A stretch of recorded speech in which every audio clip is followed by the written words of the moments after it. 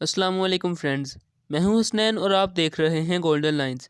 दोस्तों, आज की इस वीडियो में हम इंसानी जिस्म के बारे में कुछ ऐसे हकायक जानेंगे जो आपने आज से पहले शायद कभी नहीं सुने होंगे। वीडियो शुरू करने से पहले अगर आप चैनल पर नए हैं तो चैनल को सब्सक्राइब करें और बेल आइकन को दबाकर ऑल पर क्लिक करना मत भूलिएगा। तो चलें वीडियो को स्टार्ट करते हैं। Green blood.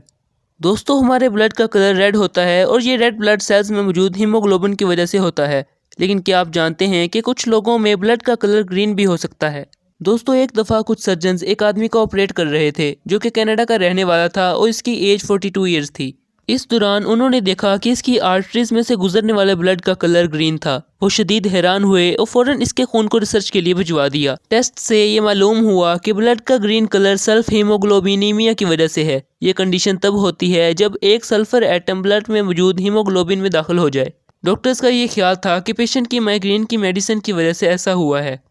उन्होंने कहा कि ये मुमकिन है कि मरीज का सुमाट्रिप्टन, जिसमें एक सल्फोनामाइड ग्रुप होता है, कि ज़्यादा इंटेक की वजह से सल्फ हीमोग्लोबिनीमिया हुआ है। उन्होंने ये भी कहा कि पेशेंट रिकवर हो गया और उसको डिस्चार्ज करने के बाद उसने सुमाट्रिप्टन का यूज़ ख़त्म कर दिया। जब उसकी लास्ट डोज लेने के 5 हफ्ते बाद देखा गया तो उसके ब्लड में सल्फ हीमोग्लोबिन मौजूद नहीं था। डॉक्टर्स ने वजाहत की कि जैसे जैसे रेड ब्लड सेल्स रीजनरेट होते हैं तो ब्लड में सल्फ हीमोग्लोबिन ख़त्म हो जाता है। अगर केस बहुत ही एक्सट्रीम हो तो ब्लड ट्रांसफ्यूजन की ज़रूरत पड़ सकती है। Soothing effect of tears. दोस्तों, आंसू 3 किस्म के होते हैं: reflex tears, continuous tears and emotional tears. Reflex tears हमारी आंखों से डस्ट वगैरह को साफ करते हैं, जबकि कॉन्टीन्यूस टीयर्स हमारी आंखों को लुब्रिकेट करते हैं और उनको इन्फेक्शन से बचाते हैं।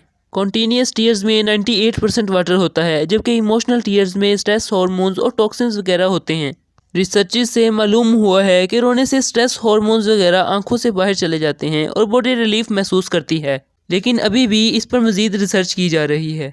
रोने से हमारा पैरासिम्पैथेटिक सिस्टम एक्टिवेट हो जाता है, जो कि बॉडी की रेस्ट और फूड को डाइजेस्ट करने में मदद करता है। ये सब कुछ फ़ौरन ही नहीं हो जाता, बल्कि आंसू बहाने के कुछ देर बाद आप रोने के रिलीविंग इफेक्ट को महसूस कर सकेंगे। इसके अलावा ज़्यादा देर तक रोने से ऑक्सीटोसिन और एंडोजीनस ओपिओइड्स रिलीज होते हैं। ये फील गुड केमिकल्स फिजिकल और इमोशनल पेन को कम करते हैं। ऑक्सीटोसिन आपको सुकून की एक फीलिंग देता है। दोस्तों, अक्सर लोग ऐसे होते हैं कि जब वो बहुत खुश होते हैं या खौफजदा होते हैं तो भी उनके आंसू बह जाते हैं। येल यूनिवर्सिटी के रिसर्चर्स ने बताया, चूँकि ये इमोशन बहुत स्ट्रॉन्ग होता है, इसलिए रोना आपकी बॉडी का इतने स्ट्रॉन्ग इमोशन से रिकवर होने का एक मैकेनिज्म हो सकता है। Surface area of lungs. दोस्तों, हमारे लंग्स कंटिन्यूसली वर्क कर रहे हैं और ऑक्सीजन को अंदर ट्रांसपोर्ट करने के साथ साथ कार्बन डाइऑक्साइड को बाहर निकाल रहे हैं। लंग्स हर वक्त काम कर रहे होते हैं, हालांकि जब हम सोए होते हैं। हमारे लंग्स के अगर सरफेस एरिया की बात करें तो दोनों लंग्स का सरफेस एरिया तकरीबन एक टेनिस कोर्ट के बराबर होता है। और अगर हम इनमें से गुजरने वाली हवा की नालियों की बात करें तो इनकी लेंथ करीबन 1500 मील्स होती है।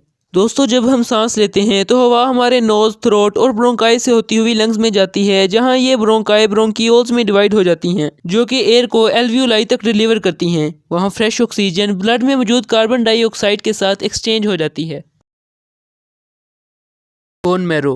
दोस्तों, बोन मैरो हमारी कुछ हड्डियों में मौजूद एक स्पंजी टिश्यू होता है, जैसा कि हिप एंड थाई बोन्स। इसमें इमेच्योर सेल्स होते हैं जिनको स्टेम सेल्स कहते हैं। ये स्टेम सेल्स फिर डिफरेंट ब्लड सेल्स जैसे कि red blood cells, white blood cells और प्लेटलेट्स में डिफरेंशिएट हो जाते हैं। बोन मैरो एक दिन में करीबन 200 बिलियन रेड ब्लड सेल्स को बनाती है। इसके अलावा ये वाइट ब्लड सेल्स और प्लेटलेट्स को भी बनाती है। जिंदा रहने के लिए हेल्दी बोन मैरो और ब्लड सेल्स भी ज़रूरी होते हैं। जब कोई बीमारी बोन मैरो को इफेक्ट करती है तो इसके नतीजे में बोन मैरो अपना फंक्शन सही तरीके से परफॉर्म नहीं कर सकती और इस बीमारी को ट्रीट करने के लिए बोन मैरो ट्रांसप्लांट करवाना पड़ता है। Stomach walls. दोस्तों, आप सब जानते होंगे कि हमारे स्टमक में गैस्ट्रिक जूस रिलीज होता है, जो कि फूड की डाइजेशन में हेल्प करता है।